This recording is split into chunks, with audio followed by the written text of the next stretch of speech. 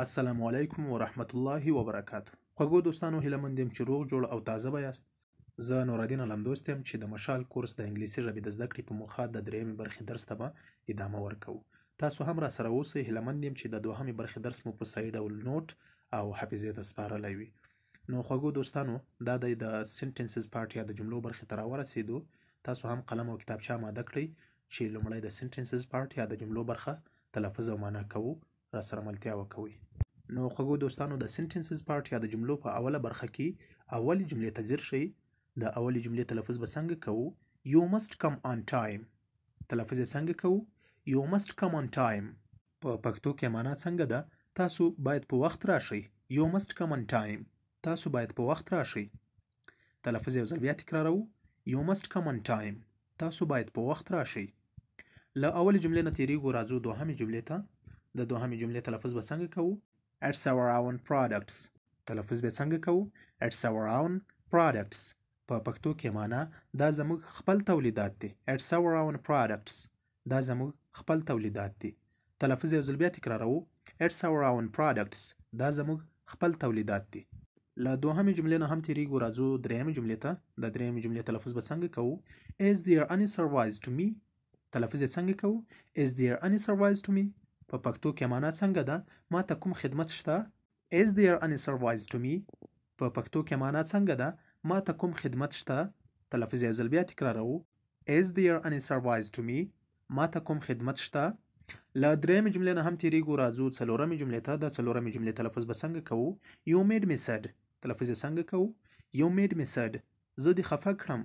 You made me sad. زه دې خفه کړم. تلفظ یو ځل بیا تکراروو.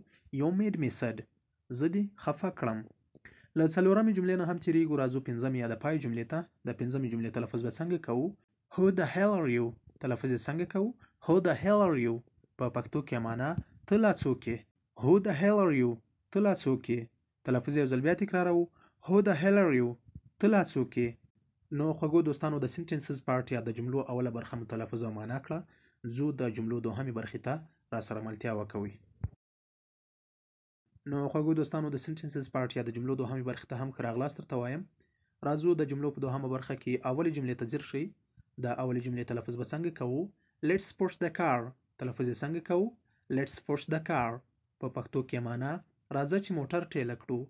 Let's push the car. راځه چې موټر ټیله کړو. تلفظ یو ځل بیا تکراروو. Let's push the car. راځه چې موټر ټیله کړو. له اولې جملې نه تیریږو، راځو دوهمې جملې ته. د دوهمې جملې تلفظ به څنګه کوو؟ I will never do this again. تلفظ یې څنګه کوو؟ I will never do this again.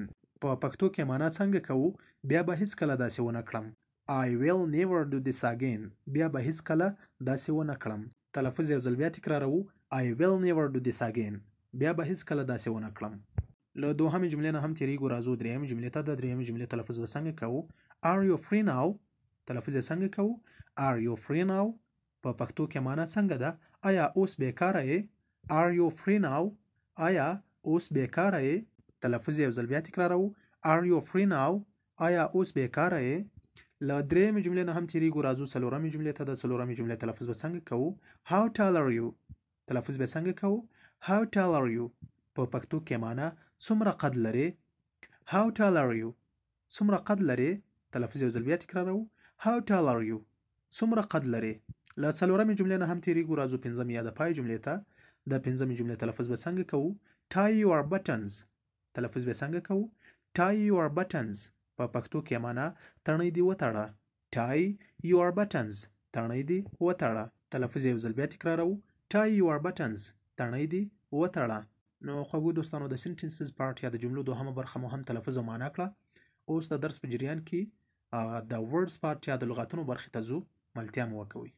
نو خوږو دوستانو، د ورډز پارت یا د لغتونو برخې ته هم ښه راغلاست درته وایم. د لغتونو په برخه کې اول لغت ته ځیر شئ. د اول لغت تلفظ به څنګه کوو؟ Space. تلفظ یې څنګه کوو؟ Space. په پښتو کې معنا ځای یا فضا. SPACE. Space د ځای یا فضا په معنا ده. له اول لغت نه تیریږو، راځو دوهم لغت ته. د دوهم لغت تلفظ به څنګه کوو؟ Stare. تلفظ یې څنګه کوو؟ Stare. په پښتو کې معنا زینه یا پایه. STAIR. Stare. زینه یا د پای په معنا ده. له دوهم لغت نه هم تیریږو. راځو دریم لغت ته. د دریم لغت تلفظ به څنګه کوو؟ سمبول. تلفظ یې څنګه کوو؟ سمبول. په پښتو کې معنا نښه یا نمونه. سمبول نښه یا نمونه. SYMBOL سمبول نښه یا نمونه. له دریم لغت نه هم تیریږو. راځو څلورم لغت ته. د څلورم لغت تلفظ به څنګه کوو؟ تhin. تلفظ به څنګه کوو؟ تhin. د نری یا ډنګر په معنا ده. تhin نری یا ډنګر. THIN تhin نری یا ډنګر ته وایي. له څلورم لغت نه هم تیریږو. پنځم لغت ته راځو. د پنځم لغت تلفظ به څنګه کوو؟ اپیل. تلفظ یې څنګه کوو؟ اپیل. په پښتو کې معنا غوښتنه کول. اپیل د غوښتنې کولو په معنا ده.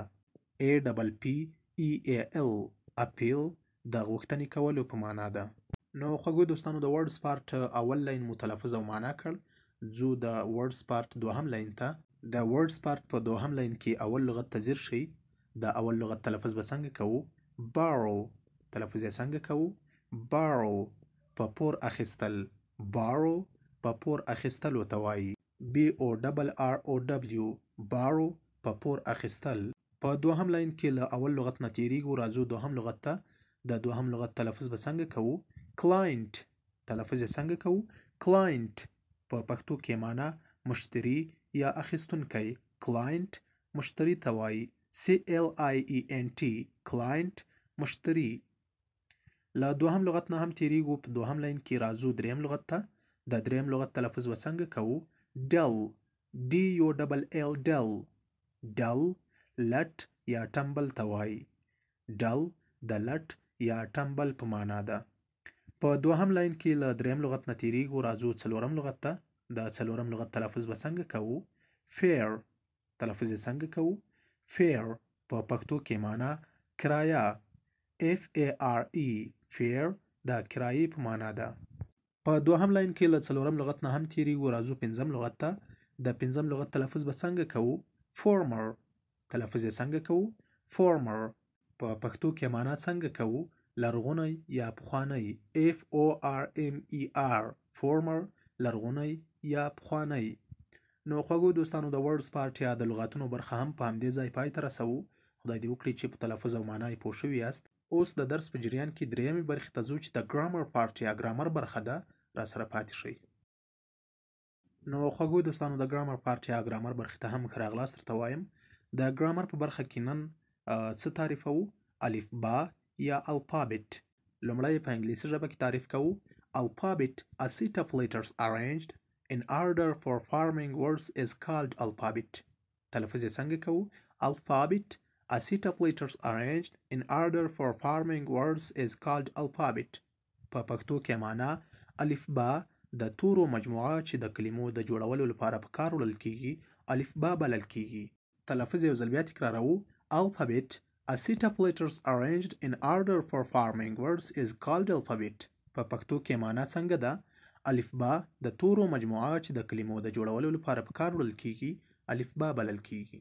نو خوږو دوستانو د ګرامر پارت یا ګرامر په برخه کې مو نن د الفابet یا الفبا تعریف راخستی وو چې په انګلیسي باندې تلفظ څنګه دی او په پښتو کې معنا څنګه ده. نو دا مو تاسو ته وړاندې کړ. هیله مند یم چې په تلفظ او معنا یې پوه شوي یاست.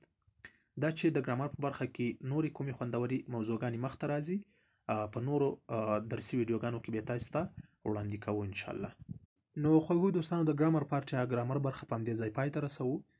دا چې د درېیمې برخې د درس پای ته رسېدلي یو. هیله مند یم چې تاسو هم ستړي شوي او خسته شوي نه یاستئ. او بله دا چې که مو زموږ د یوټیوب چینل سبسکرایب کړی نه وي کولی شئ چې د سبسکرایب تڼۍ ته لاړ شئ. هغه درسره کلیک کړئ تر څو زموږ هره نوې اپلوډ شوې ویډیو ستاسو مخې ته راشي. نو خوږو دوستانو په همدې ځای له تاسو نه اجازه غواړم.